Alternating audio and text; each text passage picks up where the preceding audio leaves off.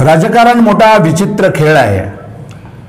तसं मी जुगार हा शब्दप्रयोग केला तर ती सुद्धा अतिशयोक्ती ठरणार नाही.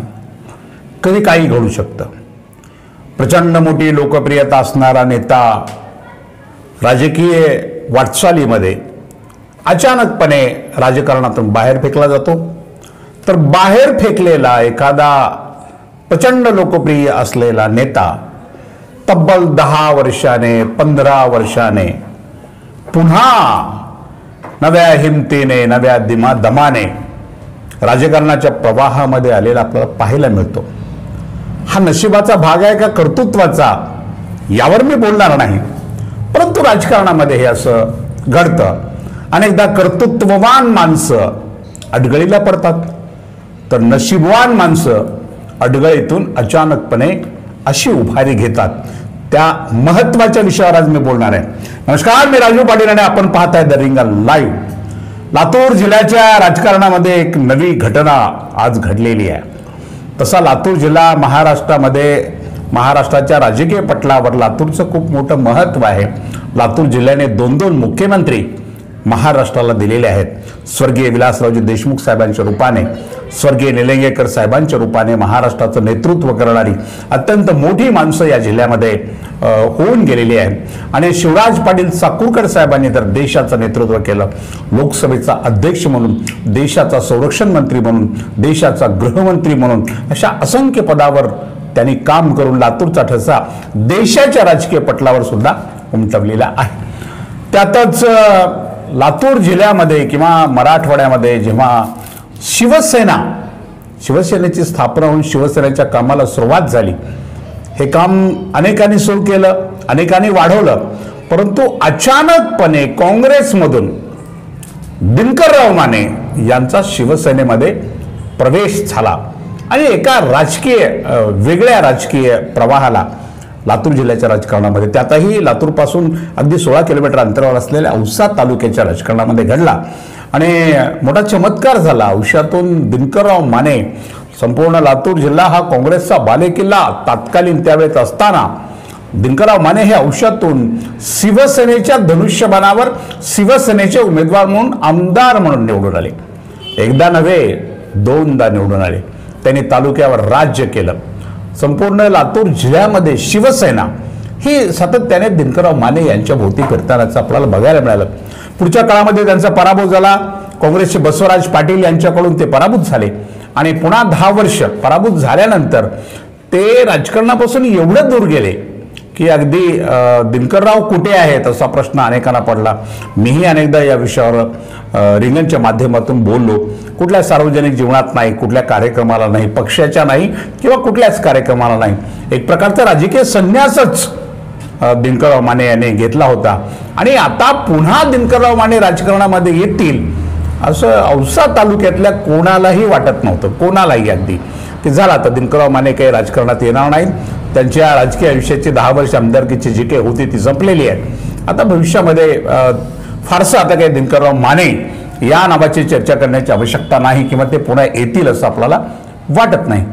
पण घडलं असं की महाराष्ट्रामध्ये जेव्हा शिवसेना फुटली, शिवसेनेचे 2 गट निर्माण झाले, तेव्हा दिनकरराव माने यांनी अत्यंत सावध पवित्रा घेतला. लोकांनी चर्चा केली की आता शिवसेना फुटली आहे तर दिनकरराव माने हे एकनाथ शिंदे यांच्या गटामध्ये प्रवेश करतील.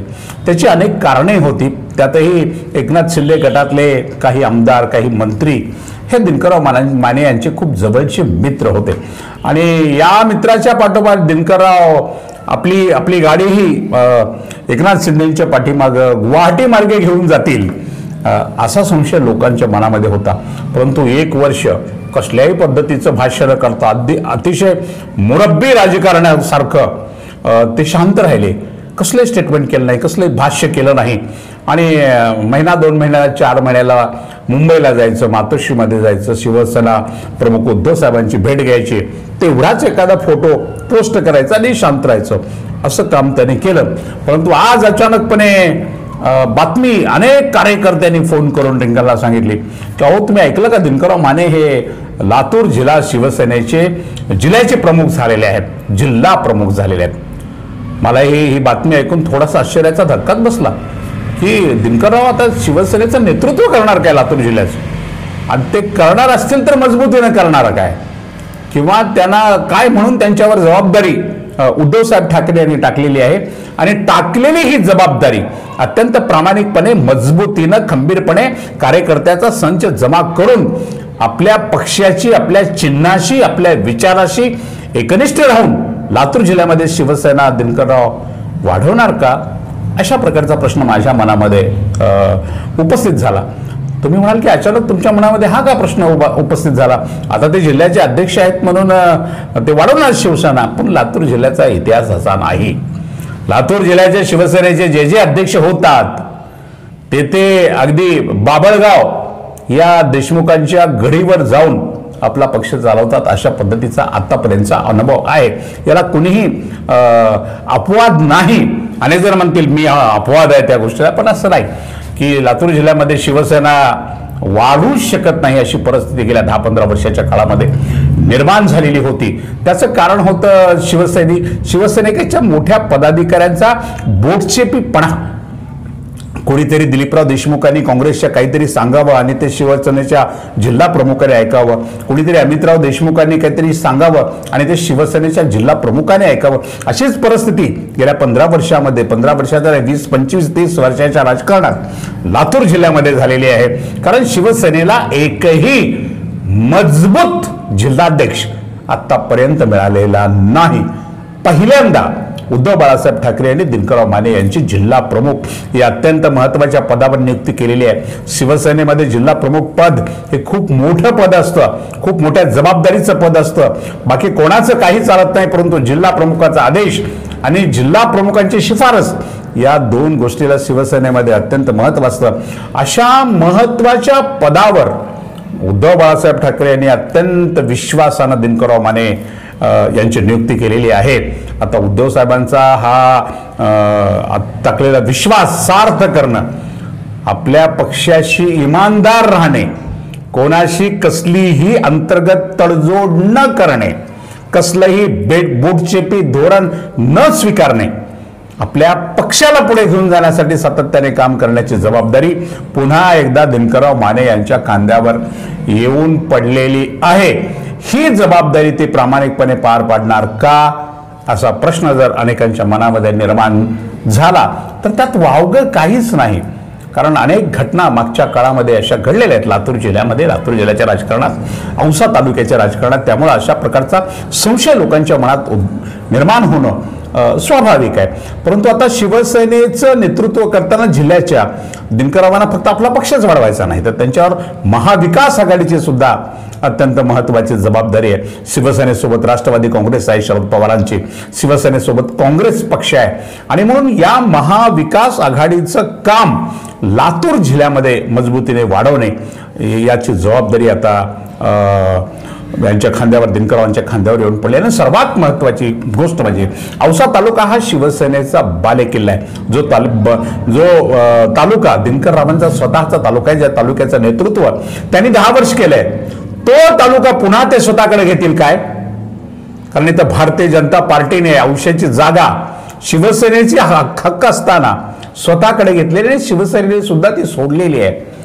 ही जागा पुन्हा एकदा आपल्या पक्षाच्या ताब्यात घेण्यासाठीचे जे आवश्यक असलेले प्रामाणिक प्रयत्न भविष्यामध्ये दिनकरराव माने करतील काय, असा एक प्रश्न सर्व कार्यकर्त्यांच्या मनामध्ये निर्माण झाला आहे. किंवा औशामध्ये ते ज्या तालुक्याचं नेतृत्व त्यांनी केलंय त्या तालुक्यामध्ये पुन्हा एकदा महाविकास आघाडीचा एखादा नवा उमेदवार निवडून आणण्यासाठी ते पूर्ण ताकदीने पुढे येतील का, अशा पद्धतीचा प्रश्न निर्माण झालाय. दिनकररावांच्या भोवती आता प्रश्नांची अख्ख्या मालिका आहे.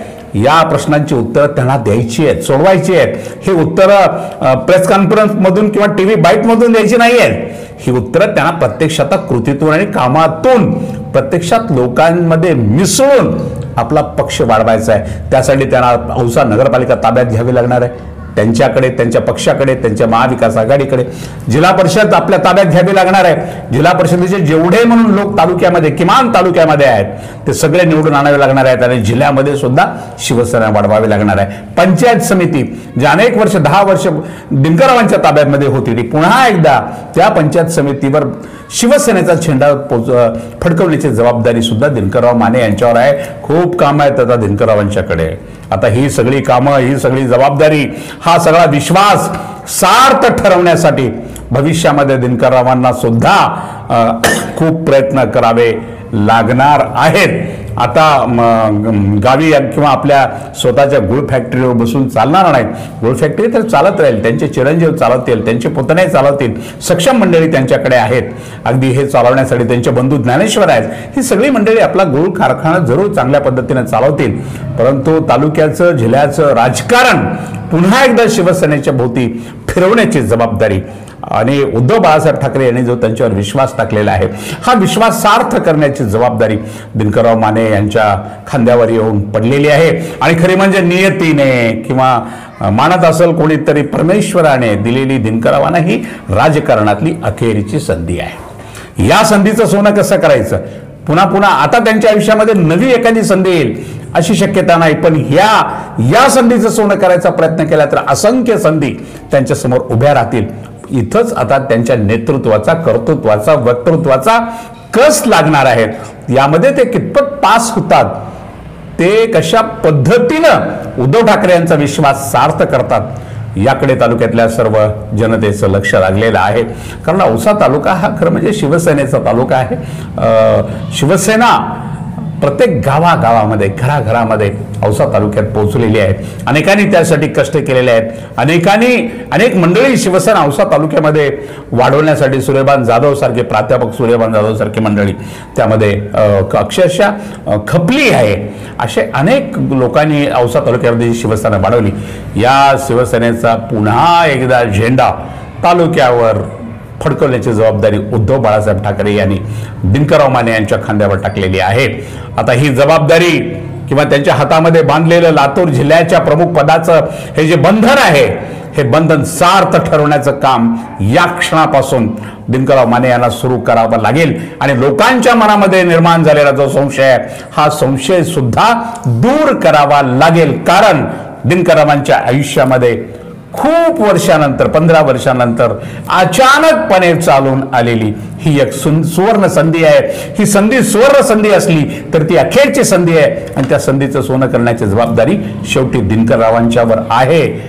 आम्ही रिंगण परिवाराच्या वतीने दिनकररावांना हार्दिक शुभकामना देतो, त्यांच्या निवडीचं स्वागत करतो. आणि ते भविष्यामध्ये आता कशा पद्धतीनं काम करतील ते वारंवार रिंगणच्या प्रेक्षकापुढे त्यांच्या कर्तृत्वाचे जे पंख आहेत किंवा जी भरारी असेल ती सातत्याने लोकांच्या समोर घेऊन येण्याची जबाबदारी आम्ही तर स्वीकारलेलीच आहे. ती आम्ही जरूर पार पाडू. आता लक्ष दिनकररावांच्या पुढच्या वाटचालीकडे आणि कामगिरीकडे आहे. आज इतकंच. अशाच महत्वाच्या गोष्टीवर रोखोक भाषा ऐकण्यासाठी पाहत रहा रिंगण लाईव्ह, आवाज महाराष्ट्राचा.